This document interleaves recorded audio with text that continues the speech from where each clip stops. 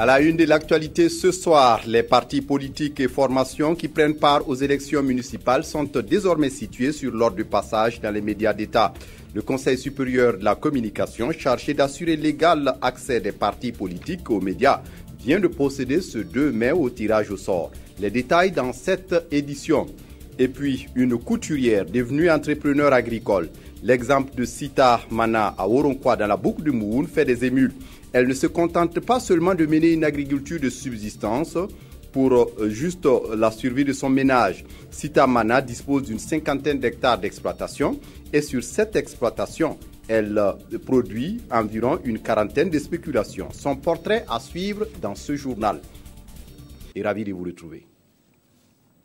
Mais tout d'abord, pour commencer, le président du Faso est arrivé à Riyad en Arabie Saoudite, une visite qui entre dans le cadre du renforcement des liens d'amitié et de coopération entre le Burkina Faso et le Royaume d'Arabie Saoudite.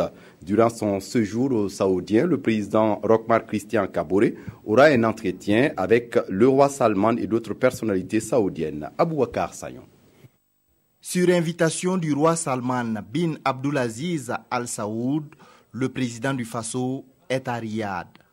Roch-Marc Christian Kaboré a été accueilli par le gouverneur de Riyad, le prince Faisal bin Bandar bin Abdulaziz et une délégation de la communauté burkinabé vivant en Arabie Saoudite. Le chef de l'État burkinabé et le prince saoudien se sont entretenus un bref instant dans le salon d'honneur de l'aéroport international Roi Khaled. À l'agenda de cette première visite d'amitié et de travail, un tête-à-tête entre le roi Salman et le président du Faso. Il est également prévu des rencontres avec des personnalités du royaume et des hommes d'affaires. Objectif de la visite, renforcer les liens d'amitié et de coopération entre la première puissance économique du Moyen-Orient et le Burkina Faso. Aboubacar Sagnon qui reviendra en détail sur les étapes de cette visite dans nos prochaines éditions. Et puis, je vous le disais en titre, les élections municipales du 22 mai prochain au Burkina Faso se préparent activement. Le Conseil supérieur de la communication, chargé d'assurer l'égal accès des partis politiques aux médias d'État, vient de procéder ce 2 mai dans la matinée au tirage au sort pour l'ordre de passage de ces partis et formations politiques. Ces partis doivent délivrer leur message de campagne sur la RTB, télé et radio, mais aussi dans les colonnes du quotidien citoyen. Environ une centaine de partis et formations politiques, mais aussi des indépendants sont en lice pour ces élections locales. Souleymane Sanou, Mounira Kéré. Pour les élections municipales du 22 mai prochain, les 93 partis et formations politiques en lice connaissent désormais leur ordre de passage sur les médias publics. Par ce tirage au sort, le Conseil supérieur de la communication entend garantir l'égal accès aux organes de presse publics. Et ce sont les enregistrements et les diffusions des messages de campagne sur la RTB télé et radio et la parution de ces messages sur le quotidien citoyen qui sont principalement concernés. Cette cérémonie qui sera consacrée au tirage au sort marque une étape importante dans le déroulement de la feuille de route dont le CSC s'est doté en vue de l'exécution de sa mission de régulation du discours politique électoral. Je pense que ça s'inscrit dans un processus démocratique, égalité des chances. C'est toujours bien de passer de cette façon pour assurer le peuple burkinabé. Afin de garantir la fiabilité et la célérité du tirage au sort, un nouveau logiciel est utilisé. Là, on a fait pratiquement 279 tirages. On l'a fait en moins de 15 minutes, je crois. C'est un système qui est vraiment basé sur une logique de machine. Il n'y a pas de favoritisme possible. Le CSC a saisi l'occasion pour exhorter les partis politiques et les candidats indépendants à respecter le pacte de bonne conduite d'août 2015 afin que le discours électoral soit apaisé et porteur d'espoir pour le Burkina. Dans la perspective de ces élections municipales, le Congrès pour la démocratie et le progrès CDP ne souhaite pas faire de la figuration. Les dirigeants de l'ex-parti au pouvoir se sont retrouvés ce week-end à Bobo-Dioulasso pour parfaire leur stratégie et action de campagne pour les échéances du 22 mai prochain. C'était à l'occasion de la 57e session du bureau politique national du CDP. À l'occasion de cette session, les militants ont rendu un hommage à Blaise Compaoré, mais aussi à tous ceux qui se battent au quotidien pour le rayonnement du parti, malgré les tourments qu'il traverse. Karim Ilboudo, Kadouro Menki. Pour la première fois, le Bureau national du CDP, le Congrès pour la démocratie et le progrès, délocalise sa session ordinaire dans la ville de Sia. Une délocalisation qui vise à insuffler une nouvelle dynamique au parti. C'est des mesures d'action qui permettent au parti à un certain moment de relever un certain nombre de défis dont nous sommes honorés. Je pense que c'est une action qui lance une dynamique nouvelle au niveau du CDP nouveau et c'est un geste qui galvanise les militants. À l'occasion, la fibre du parti a réuni militants et sympathisants. Lesquels militants, plus que jamais unis avec la libération de certains de leurs camarades. Ils vont donc travailler au cours de cette 57e session ordinaire à mettre en perspective les municipales à venir et aussi le devenir du parti. Cette session du bureau politique national, qui se tient pour la première fois en dehors de Ouagadougou, est une session qui se veut faire le point de la situation globale de notre parti, dans le sens de revisiter les élections législatives passées et tirer leçon de ces élections en vue de peaufiner nos méthodes et surtout de parfaire notre stratégie pour les municipales à venir. Un parti qui a pu se maintenir sur l'échiquier politique burkinabé en arrachant 18 sièges aux législatives de novembre 2015. Le M21, le mouvement du 21 avril dirigé par Marcel Tankwano, a fêté ses 3 ans d'existence ce week-end à Ouagadougou. Un anniversaire sous le signe de la redevabilité, mais aussi des perspectives. À l'occasion d'une conférence de presse, ces responsables du M21 sont revenus sur l'insurrection populaire des 30 et 31 octobre 2014, mais aussi les changements qu'elle a entraînés dans le pays. Se prononçant sur l'actualité nationale, le M21 exprime ses inquiétudes quant à l'annulation des mandats d'arrêt et la libération provisoire de certaines personnalités. Tanga Robert Kafando. Le M21 a 3 ans. Un 3e anniversaire célébré par cette conférence de presse au cours de laquelle le mouvement du 21 avril s'est prononcé sur les questions brûlantes de l'actualité nationale. Marcel Tankwano se félicite du parcours du mouvement, du rôle qu'il a joué sur la scène politique à un moment crucial de la vie de la nation. Nous revendiquons avec fierté notre participation à l'insurrection populaire des 30 et 31 octobre 2014. Le M21 souhaite des élections municipales transparentes et apaisées, salue l'initiative du passage de la 5e République, mais s'insurge contre ce qu'il appelle la libération des personnalités incarcérées sous la transition et la gestion de la suite du coup d'État du 16 septembre 2015. Les derniers développements de l'actualité exigent que nous restions sur nos gardes. Le M21 tient à ce que dans cette affaire, justice se fasse au peuple. Sur le bilan des 100 jours du président Roch-Marc Christian Kaboré, Marcel Tankwano le juge assez bien, mais peut mieux faire.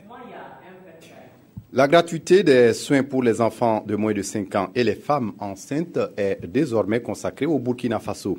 Le Premier ministre vient de procéder au lancement ce matin à Djibo de l'opération qui va concerner 3 régions, la région du centre, les Hauts-Bassins et le Sahel. Et justement, dans la région du Sahel, comment les populations apprécient la mesure de gratuité? Seydou Zon et Ama Sissé ont promené leurs caméras et leurs micros à Dori. On écoute quelques citoyens qu'ils ont interrogés. Un enfant est malade, tu es assis à la maison, tu dis, ah, vraiment, aujourd'hui, je n'en ai pas l'argent, je ne sais pas quoi faire pour aller à l'hôpital. Mais depuis comme gratuitement là est venu là, tu te lèves seulement, tu laves ton enfant, tu portes ton habit, tu viens à l'hôpital, tu viens montrer, on te soigne bien avec ton enfant et puis tu rentres. C'est très intéressant pour nous. C'est quelque chose qui nous aide au moins dans les villages avec beaucoup de problèmes ci-dessus. Il y a beaucoup qui n'ont pas les moyens pour aller à l'hôpital. Grâce à la gratuité, les gens commencent à participer, ils connaissent l'importance, ça nous aide beaucoup. À la télé, à la radio, j'ai suivi la gratuité de la femme grossesse jusqu'à l'accouchement de 5 ans de l'enfant. Bon, vraiment, ça m'a beaucoup bien plu et je porte mon encouragement au niveau de le gouvernement d'appuyer sur toute la région du Burkina Faso. Je vous le disais en titre, une couturière devenue entrepreneur agricole. L'exemple de Sita Mana à Oronkui dans la boucle de Mouhoun fait des émules. Elle ne se contente pas seulement de mener une agriculture de subsistance juste pour la survie de son ménage. Sita Mana dispose d'une 50aine d'hectares d'exploitation et sur cette superficie, elle n'exploite qu'environ une 40aine pour différentes spéculations. Avec le soutien de son époux, Dame Mana passe pour être une battante. Voyons en détail ce qu'elle produit avec Idrissa Warga et Ahadi Sandamba. Le véhicule de la terre. C'est ainsi que beaucoup de gens ici à Dédougou appellent cette voiture, à commencer par sa propriétaire. Sita Mana a acheté ce véhicule grâce à la vente des produits agricoles. C'est le sésame qui a payé, la production de sésame qu'on a fait pour payer ça. Couturière de formation et promotrice d'un orphelinat, Sita Mana s'est lancée dans le business agricole suite à des difficultés financières rencontrées dans la gestion de son centre d'accueil des orphelins et enfants vulnérables. L'histoire remonte à 2007. Sita Mana a du mal à s'occuper des 30 pensionnaires de son centre. Elle frappe donc à plusieurs portes, mais c'est peine perdue. C'est ainsi qu'elle décide de faire l'agriculture. Elle se dirige donc vers sa belle famille et obtient 50 hectares de la part de son beau-père. On fait du sorgho, on fait du petit mil, on fait l'arachide, on fait du maïs, on fait sésame, on fait du soja, et puis on fait du niébé. L'an passé, quand j'avais évalué tout, j'étais à 32 tonnes. Et l'année passée, on avait quelque chose de 37 ou 38 tonnes comme ça. Là. Et cette année-là, ça va dépasser, mais on n'a pas tout fini. En tout cas, sur l'ensemble, les rendements ont été satisfaisants. Parce que les thèmes techniques appliqués ont été suivis bout à bout. De ce rendement donc, sortent la ration alimentaire annuelle de la famille, le fonctionnement du centre, et les autres besoins de la famille. Et voici une partie du champ en question. Nous sommes à Oronkui, village situé à une 30aine de kilomètres de Dédougou. C'est ici que Sita Mana vit pendant la saison des pluies. Son succès, elle le doit en partie au service technique de l'agriculture. Nous avons mis à sa disposition des intrants, à savoir les engrais, les semences et même le matériel agricole. Et si aujourd'hui tout va bien, Sita Mana pense que son époux y est pour beaucoup. Il arrive des moments où effectivement elle est très sollicitée pendant l'hivernage, quand elle se lève et prend son matériel et puis bon, elle continue. Quand moi je viens, je fais la cuisine et puis je mange, il n'y a pas de problème. Même si Sita Mana est aujourd'hui une productrice modèle, il n'en demeure pas moins qu'elle soit confrontée à des difficultés d'ordre matériel agricole, car faut-il le rappeler, notre productrice exploite 37 sur les 50 hectares toujours sans aucune machine agricole. Et pour ce qui est du centre d'accueil, il compte aujourd'hui 70 pensionnaires entièrement pris en charge par Sita Mana. Et puis la Chine, Taïwan offre du matériel roulant à la police et à la gendarmerie nationale. Une trentaine de pick-up pour faciliter les patrouilles de ces forces de sécurité. La remise du matériel est intervenue ce 2 mai à Ouagadougou. Les bénéficiaires promettent mettre ces véhicules très rapidement en service car le besoin est pressant. Mokhtar Ouedraogo, Ismaël Sirima. Du matériel roulant pour faciliter les patrouilles de la police. 20 véhicules de type pick-up sont répartis entre 3 unités de la police nationale que sont la compagnie républicaine de sécurité, la brigade anticriminalité, ainsi que l'unité d'intervention polyvalente. Une grande partie du problème est résolue. Figurez-vous que nous avons la charge de pouvoir couvrir carrément toute la ville de Ouagadougou et toutes les autres localités avec nos hommes. Nous avions des hommes, mais il nous manquait des moyens de mobilité. La gendarmerie nationale a également bénéficié de 8 véhicules pour atténuer ces problèmes de mobilité. Sur 176 brigades implantées dans les principaux départements de notre pays, seule une cinquantaine dispose de véhicules. Mais comme le disait Lao Tzu, un voyage de 1000 lieues commence toujours par un pas.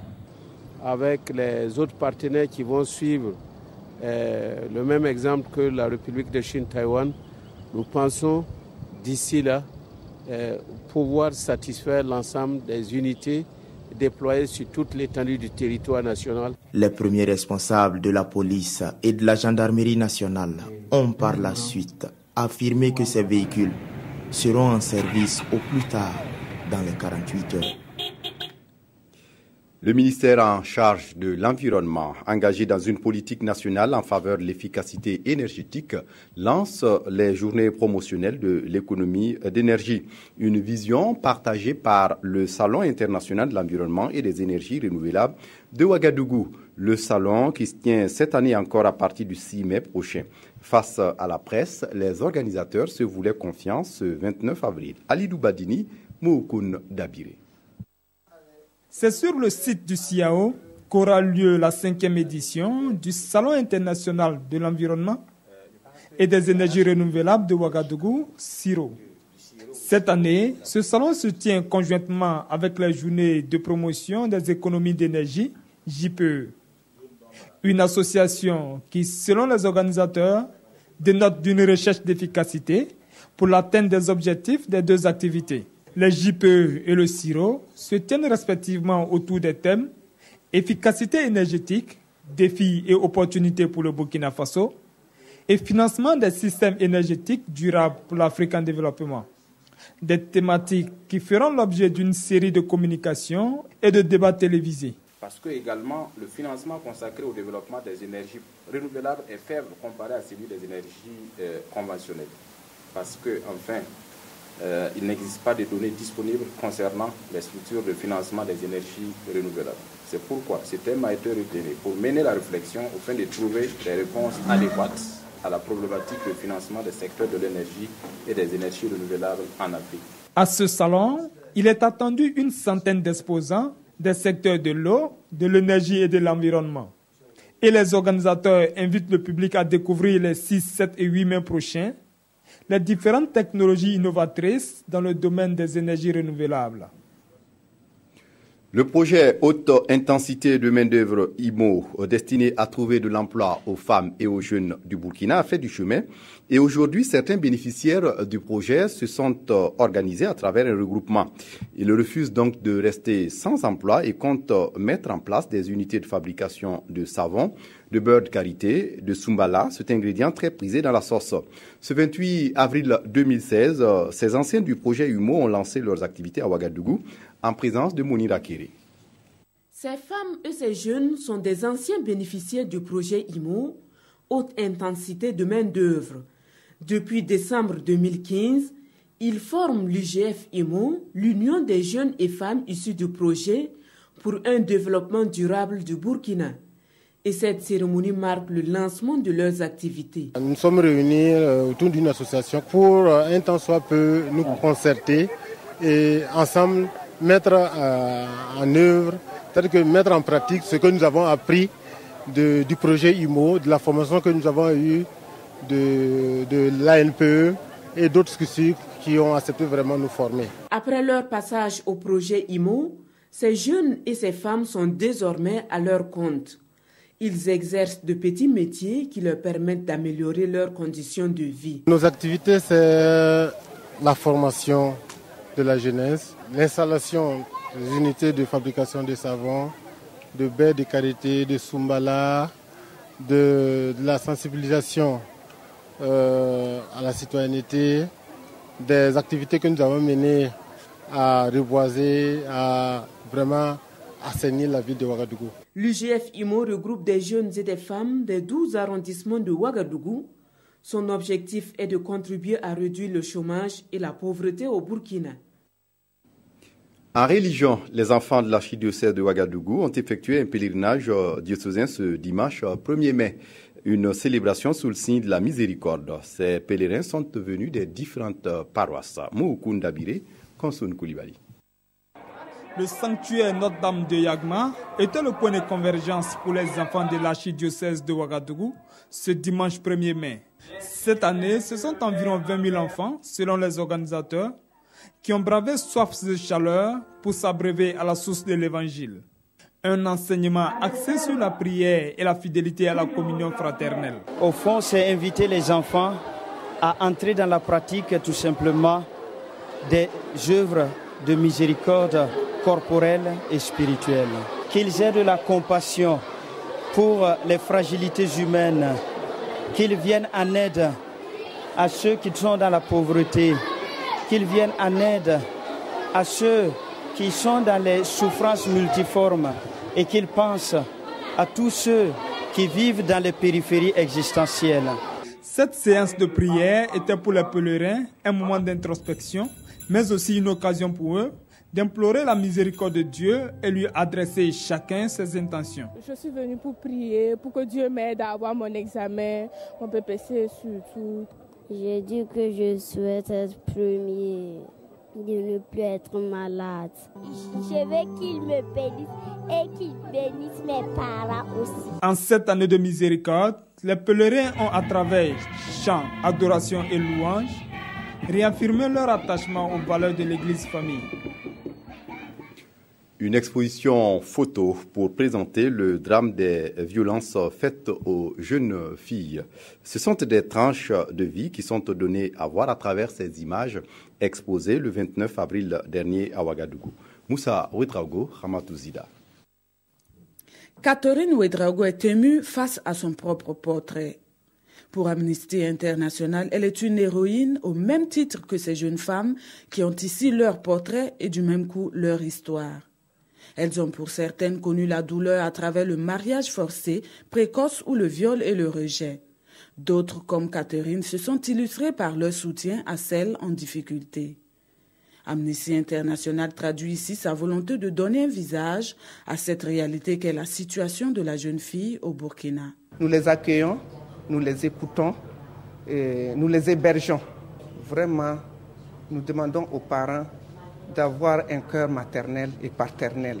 Parce que les jeunes filles de 15 à 18 ans ne savent pas ce que c'est qu'une grossesse. Parce qu'au Burkina Faso, la sexualité est un tabou.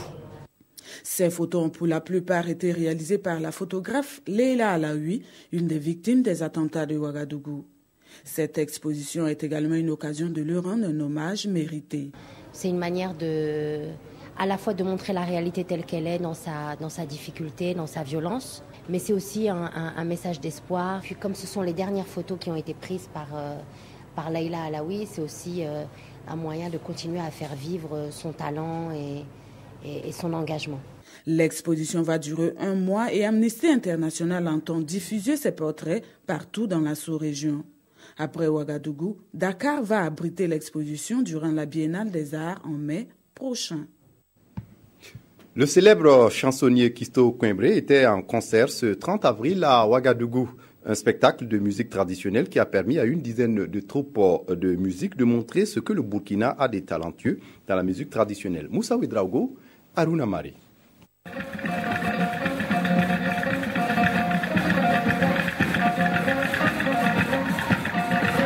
La musique traditionnelle sous toutes ses facettes à la Maison du Peuple. C'est la 4e édition du concert de l'artiste musicien Kisto Coimbré. Pour la valorisation de la musique traditionnelle, l'artiste tend ici la perche aux jeunes talents évoluant dans cette filière musicale. Le temps d'une soirée, c'est une dizaine de troupes traditionnelles qui se révèlent aux fans dans une ambiance faite de rythmes de tiroir.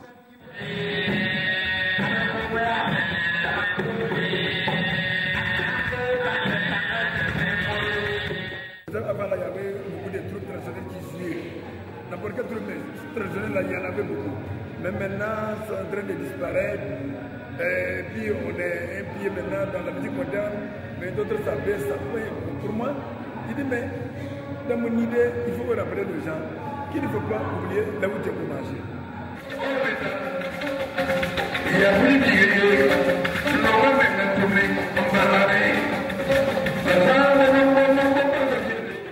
Un plateau artistique qui, pour faire montre de son talent, se livre à ses pas de danse atypiques.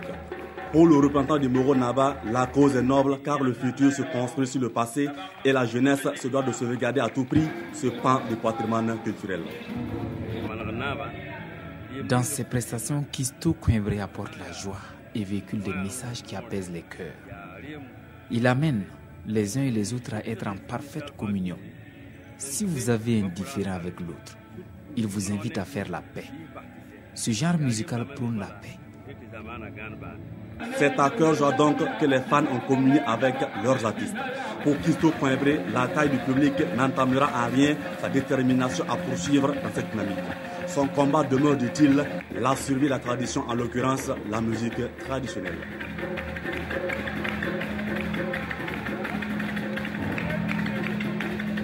Voilà, c'est tout pour ce journal. Merci de votre attention. Très bonne suite du programme sur la RTB.